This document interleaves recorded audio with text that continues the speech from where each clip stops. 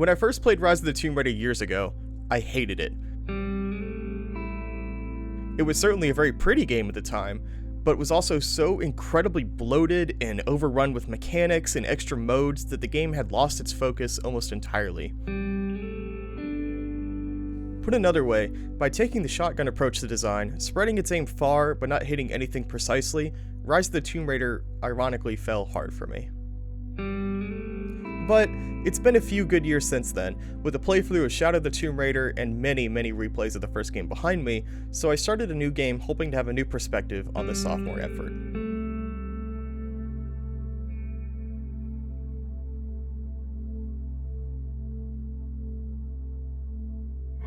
Hey everyone, as a quick note before we get to the video, I thought it'd be important to address something from the previous one.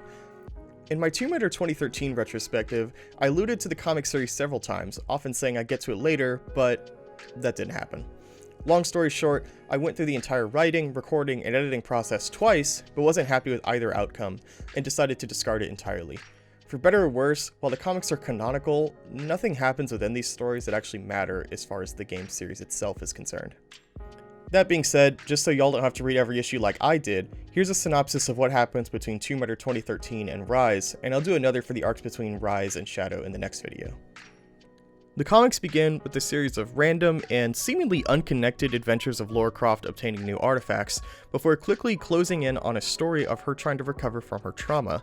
There's some side plot involving a possible retcon of Lara and the crew taking artifacts from the island that are cursed, but that later proves to be untrue. Anyway, in dramatic fashion, Sam is once again kidnapped, for the exact same reason she was in the first game, and Laura's set out to save her. Along the way to traveling back to Yamatai, she meets entirely new characters, allies and villains alike, and none of whom ever return or have so much as a single reference made about them in Rise of the Tomb Raider. Whether that was the decision of the comics writers themselves, or because the game writers didn't want to make the comics more important to the canon, I don't know. But either way, it sticks out as anyone who's introduced here has no time to really have an emotional arc, and it's difficult to care about them as such. So Lara saves Sam again, and another set of adventures ensues. Even after returning to the island, Lara is still having haunted visions of her past friends, but they never become anything more than a random stopgap in her journey, which is unique to every issue, much like old serials. Eventually though, Himiko, somehow, overtakes Sam and possesses her to commit multiple crimes and try to raise an army, which Lara abruptly stops.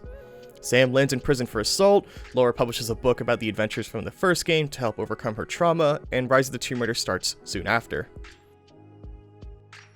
Did that seem a little brief, like I skipped over something? Well, I did. There are many smaller stories that take place within these comics, but absolutely none, and I do mean none of them matter to the story of Rise. Again, whether it's on purpose or not, I don't know, but when I first read this, I was sincerely hoping for some great narrative through line to introduce the characters in the later games, but the best we get is the full introduction of Trinity, but with people exclusive to the comic stories. So in essence, they're not bad, but they're also completely filler in a trilogy that already suffers from poor storytelling.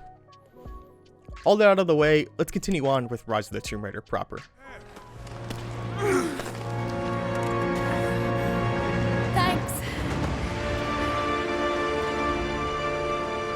Look at that!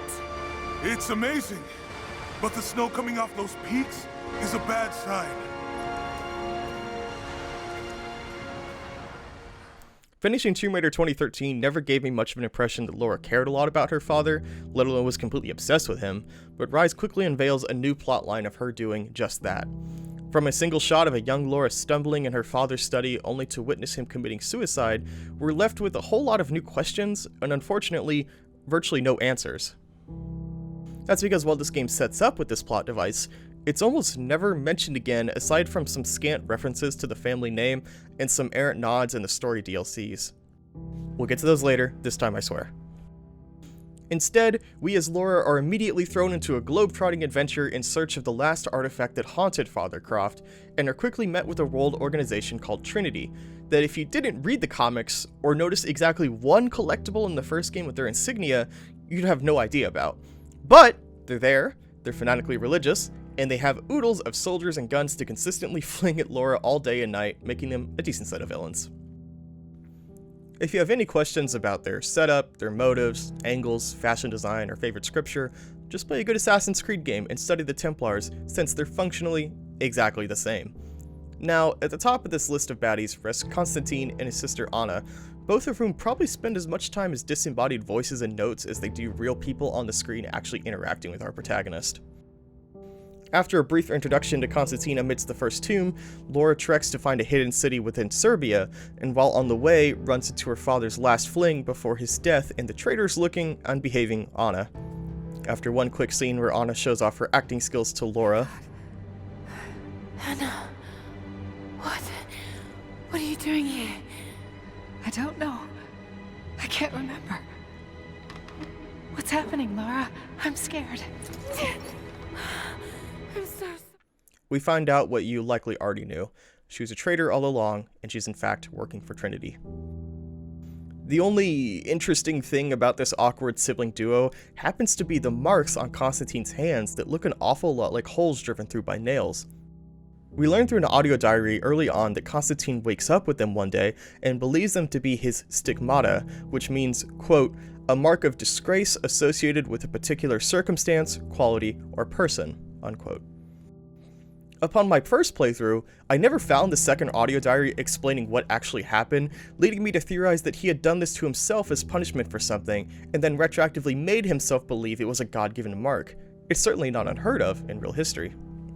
And I wish that had been the case, but instead I was told there was another audio diary that explained what happens and that I would not like the answer.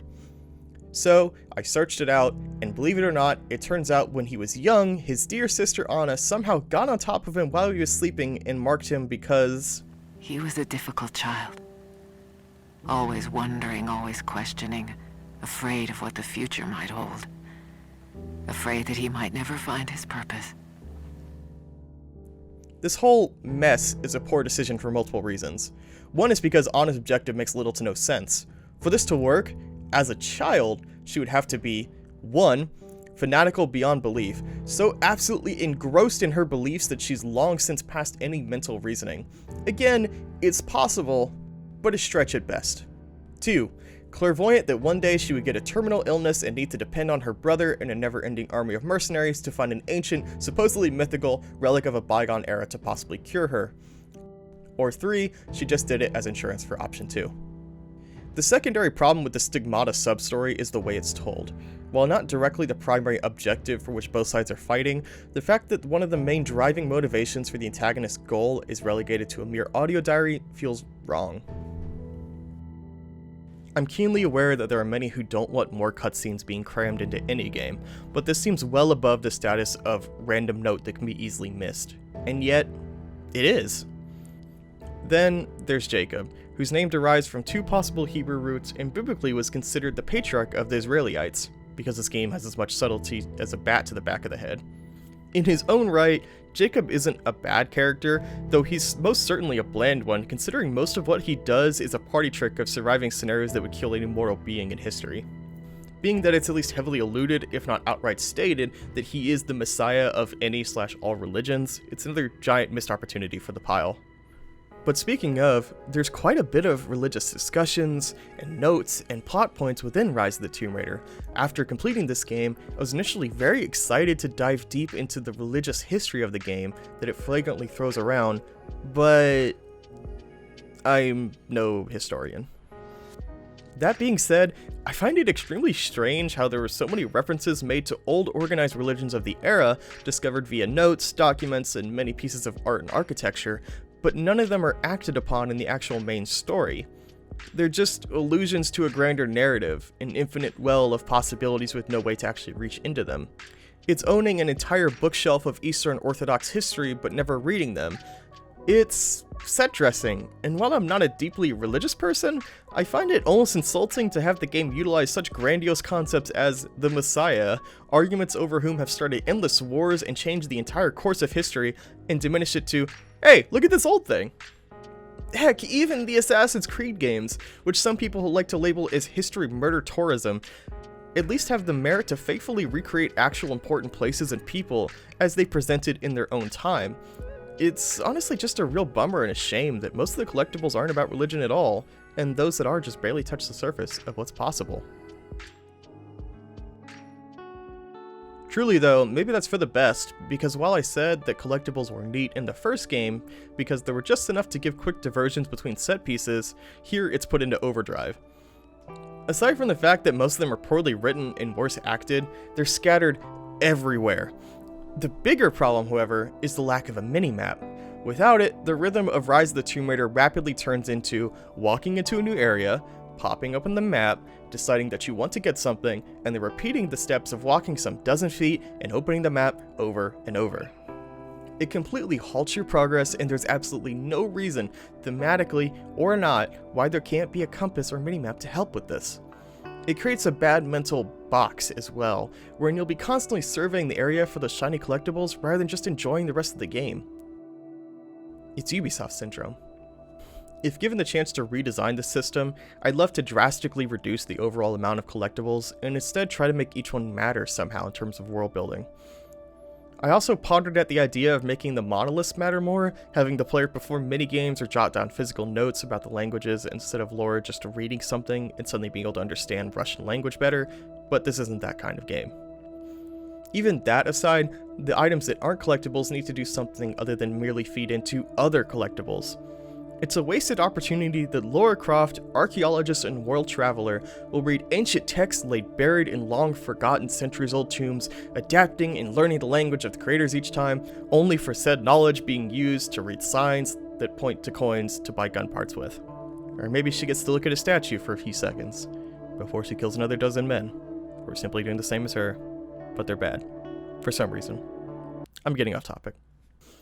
There's just too many uninteresting things to pick up, and it would seem like the way the developers opted to try and remedy this was to buff survivor instincts, but it barely helps. You still have to stop and stand completely still every time you want to use it, and even then, it won't catch everything.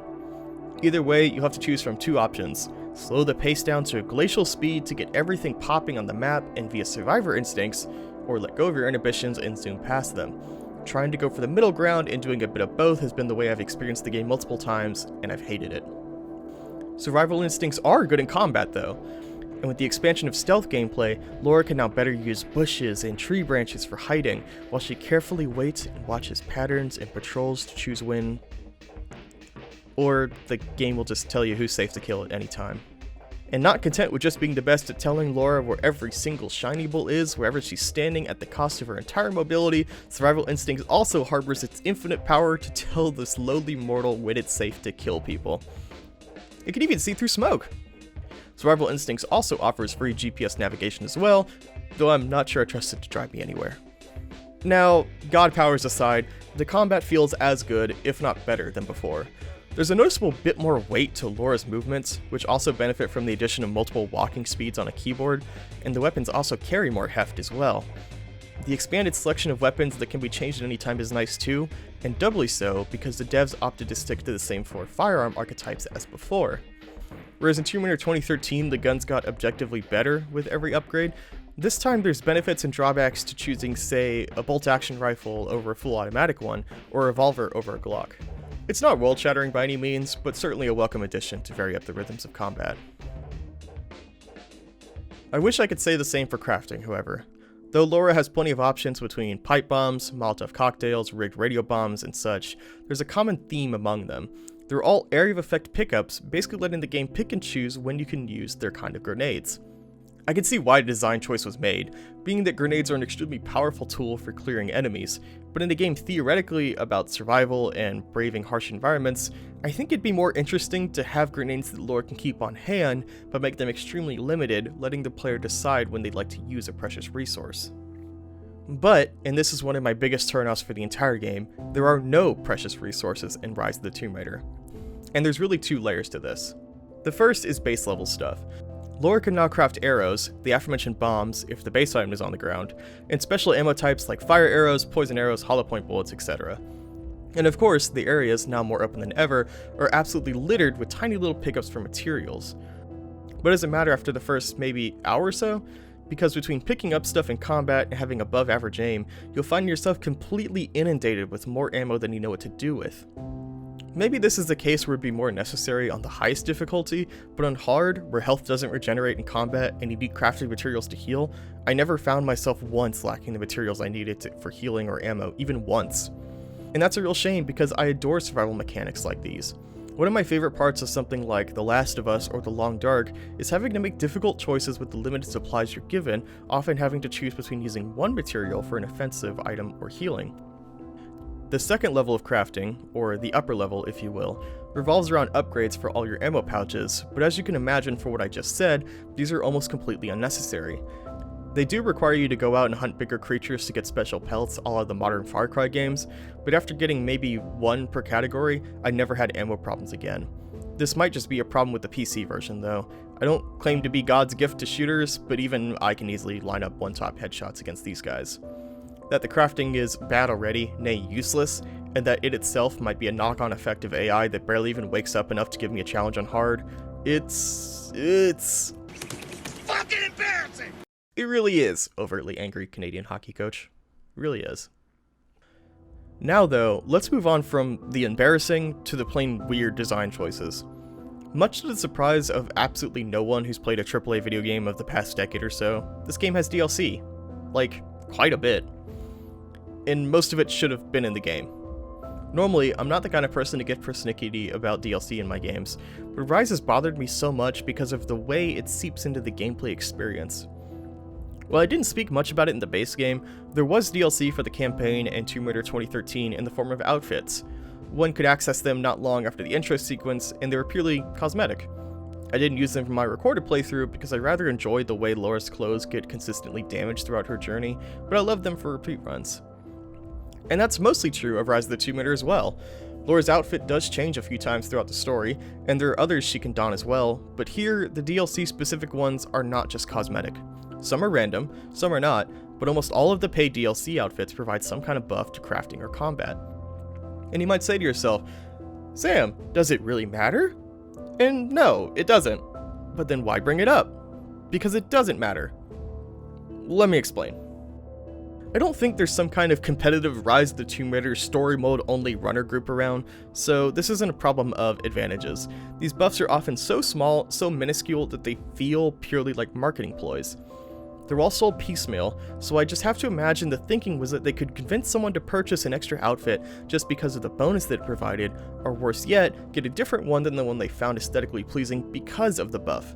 Either way, it's just kinda gross of Square Enix to push that kind of thing. And unfortunately, the DLC guns suffer the same issues of being sold separately, and they're leagues worse than the outfits because they completely gut the flow of progression. Lara is supposed to start with ramshackle versions of all her weapons and then discover pieces of better variants to craft as the game continues on, but the DLC spikes that down with the best guns in the game of every type whenever you want them. And we're far from done with DLC, so strap in. Ever wanted to spend half an hour doing mindless busy work and then another half hour thinking, gee, there's a real missed opportunity with the way the game teases toxic visions and hauntings of Laura's past, but they do nothing with that and the boss fight additionally has nothing interesting to do with the exciting gimmick? Well, I've got a DLC for you, oddly specific person. Have you played Gone Home?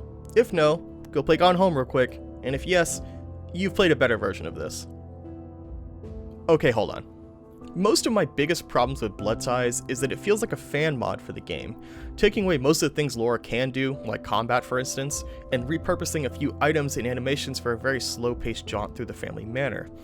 Though you'll probably be spending more time blankly staring at your screen than actually doing anything of value because of how incredibly long and infuriatingly frequent these notes are. You can't get more than 10 feet at a time in most streams without having to listen to someone endlessly drone on for paragraphs at a time about their past. But that's what you signed up for, you'll say. Well, I didn't sign up for pages and pages of notes that have absolutely no bearing on the story of Lara Croft herself. This is the exact same problem the comic series that came before Rise had, introducing characters that had never been spoken about in the game, Laura's dad aside, and having them talk about things that are completely and utterly sleep-inducing. Even Lara herself sounds like she's about to pass out. One of Dad's Yoruba masks, a gift from a friend he met on an expedition in Nigeria. For about 10 minutes in, I couldn't wait for it to be over, and considering how much weight the main story lays upon Laura's father in trying to restore his image, it did nothing to help with that. It is hours of reading notes about how a man and a woman were in love, but the family didn't want them to marry, and they did, and the wife died and was sad until the day he wasn't, and had many, many lovers after. Just read Romeo and Juliet instead. Or Pride and Prejudice. the zombie one. Next! Damn it! It's Blood Ties, but in VR. It's awful. Don't play it. It's fine, I guess. It's the same levels from the main campaign, but with a score attached to them. At least the awful narrated notes just give points now and I don't have to listen to them. Also, I'm gonna say this here, but I don't understand the card system. There's just a lot of them, and you could buy them and probably pay real money for more. I don't know. I didn't check. You mean the story? No thank you. Definitely not. It feels like a roguelike, kind of. Players can make their own levels and objectives, and it's all run-based with the use of cards if you like.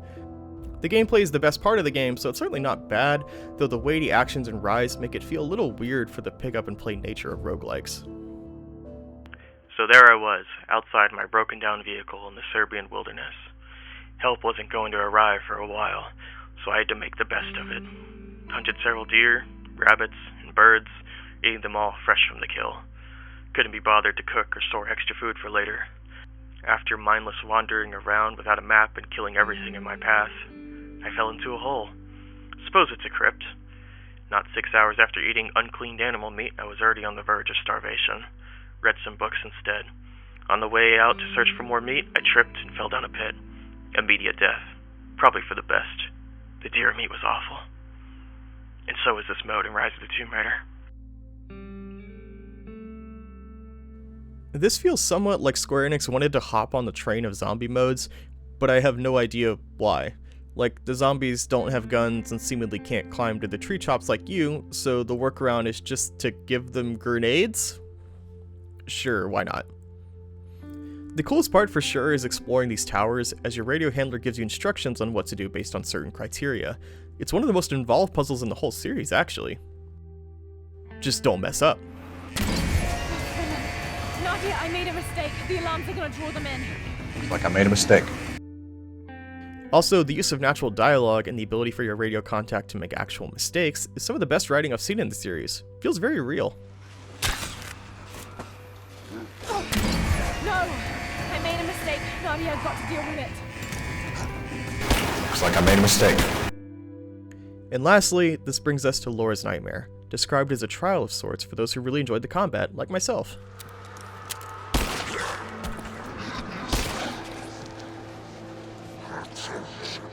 I feel lied to. And that abruptly concludes our journey through Rise of the Tomb Raider, which itself feels like the best parts of the game are just the skeleton of what was in Tomb Raider 2013. Lara is still an interesting character, irregardless of what's thrown at her. The platforming is enjoyable enough, the gunplay is an upgrade from the foundation laid before, and the locales are exotic as ever. But the rest is pure excess. There's more story, more characters, more guns, outfits, crafting, and modes, and all of them only serve to bloat and bring down what could have been an otherwise smash hit follow-up to a well-received reboot. If Lara could shake off these layers and return to a more directed experience, there'd be hope for a third game on Onward, but that's the story for next time. Thanks for watching.